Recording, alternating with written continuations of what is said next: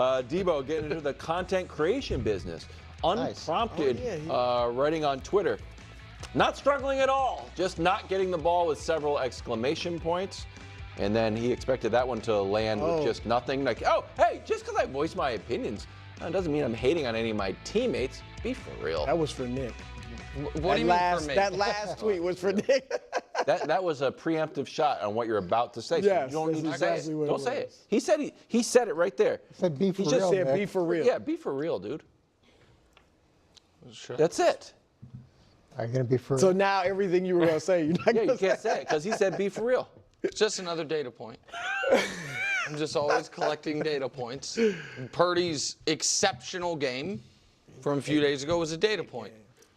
The best healthy receiver he has being wildly frustrated is another data point. And we'll collect them and see what we do with them. What I will say is this, Deebo absent of Purdy, well, not entirely absent of Purdy, in part because of the contract that it looks like they're going to give Purdy. I think Deebo knows he only has 4 games left as a Niner. That's interesting. And that was, by the way, I'm not putting that on Purdy in the least. That was, once they signed Ayuk, everybody thought that, remember they took calls about Ayuk and Deebo at the last draft because they kind of knew they weren't going to be able to have both high expensive receivers last year on Deebo's contract. And as Brew has pointed out repeatedly this year, he has not been great. Now, he would tell you it's because his quarterback can't get him the ball. But whatever it is, that is what it is. And unlike A.J. Brown, the team's not winning. I know they won this week, but they're a team that has underachieved, and he's voicing his frustration. Coach, my thoughts, 4 years ago,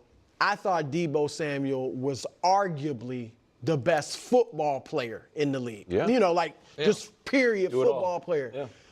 And I think, unfortunately, injuries have just taken a toll on him. He was pretty great last year. He was good, but he has not been the same guy he was back in, I think it was 2021 when he had a fantastic season. You're right, and these numbers show it too. Yeah. And so you got his career averages.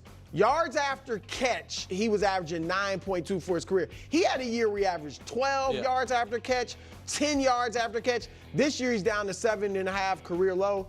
Yards per rush, I mean, from 5.7 for his career to 2.9 this season. It's terrible. And I think Purdy, Coach, is the type of quarterback, I just think he gets it to whoever.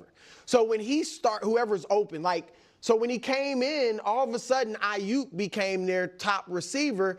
I don't think he was necessarily just looking for Ayuk, but he was open more or whatever, and that's the guy that got it. This year it's just been Jennings, who now looks like he might be a number 1 receiver. So I definitely don't think you think either that he's not looking for Deebo, but I think Deebo's probably not as open as he used to be. Well, in Deebo's defense, over the last 3 games, he's gotten 12 targets.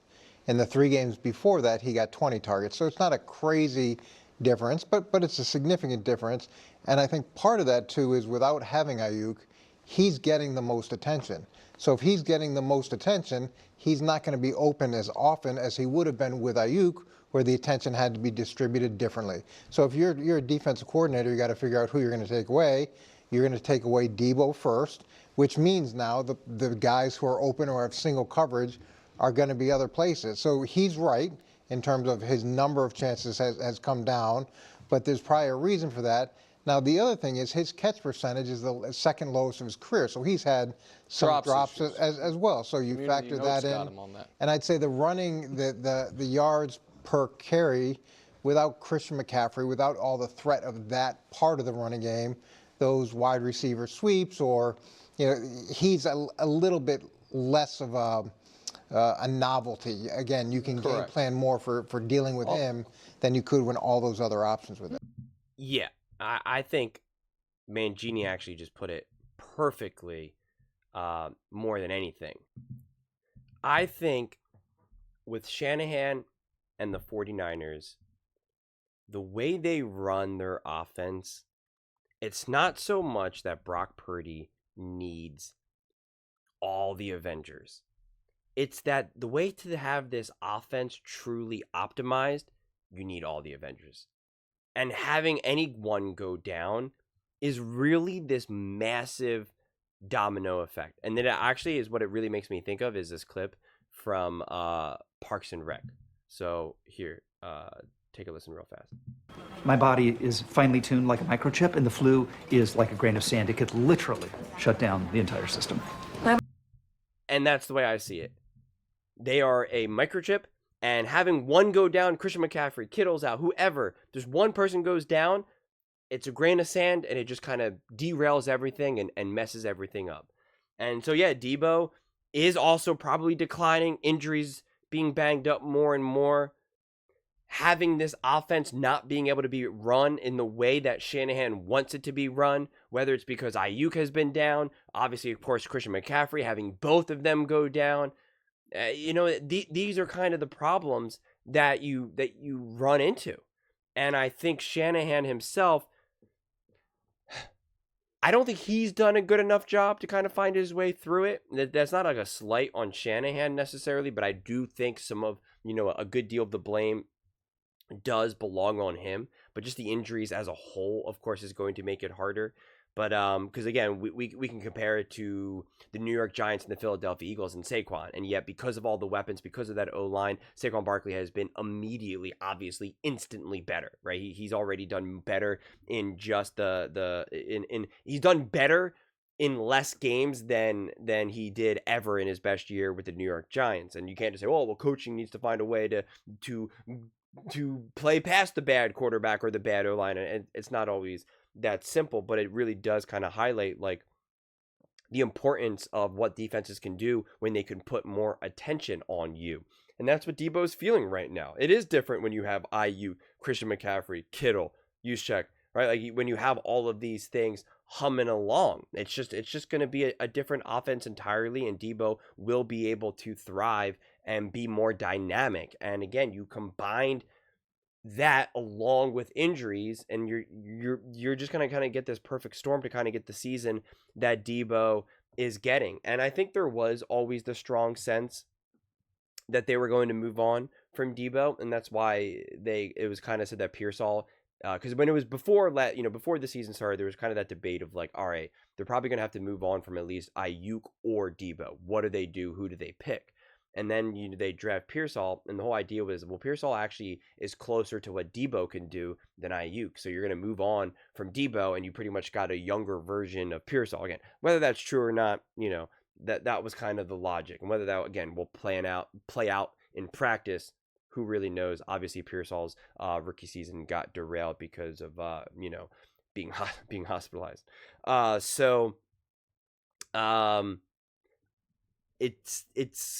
Yeah, I think it's kind of a whole combination and a connection of things with Deebo and the 49ers, and I think ultimately this is just the way it goes sometimes. This is just the way how seasons kind of happen for these NFL players, and especially these offensive weapons, where one year it feels like they're just the most dominant, unstoppable force, and that offense is just going and they're going, and it feels legendary. It feels historic. It feels like I've never seen anyone like this before. And then you try to repeat that and it becomes harder. Again, you get banged up. Different weapons have left. The offense has left, right? Like there's just different things that now you can't do what needed to be, what you were able to do in the past. And it just starts to compound.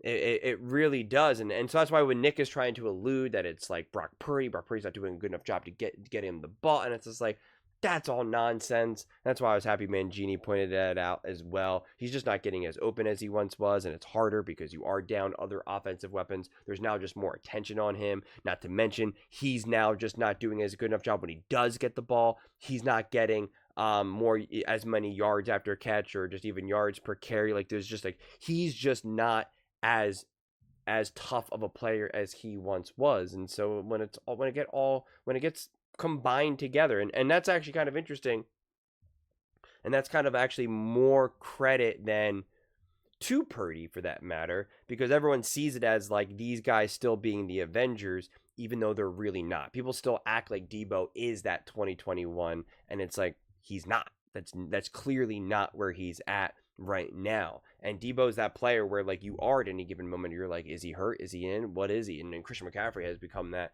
as well. And it just becomes incredibly difficult for any player on the field to be able to do that, and coaching staff. Like, I don't think people really understand, like, that is actually a huge burden to place on Purdy to be like, hey, bud, I don't know who's going to be your wide receiver, who's your running back. Like, I don't know who you're going to be talking to, who you're going to be looking for. Like, that is a difficult thing to have to constantly figure out. It is not an easy thing to do. Again, even the greats, the Josh Allens, the Mahomes, and the Burrows struggle with it. So, of course, Purdy is going to have the ability to struggle with it as well. And I think he's still done a decent job by finding other people to get this offense going, like Juwan Jennings and whatnot.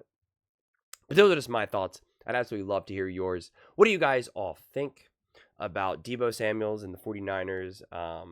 Do you think this is an issue with Purdy? Do you think this is an issue of Shanahan? Do you think this is an issue of just him getting older or just kind of schemes? Let me know in the comments below. I read every single comment. So whether you agree with me or disagree with me, either way, let's get in some discussions. Let's get in some fights. But ultimately, let's just have some fun. And please do consider subscribing. We're building an amazing community here, and I absolutely love to see you part of it. I want to build something that we all genuinely feel connected to, something that we're really excited to be part of. I think we're well on our way to doing it. And please don't forget to give this video a thumbs up, as it really does help with the visibility and the algorithm. Thank you so much, and see you next time.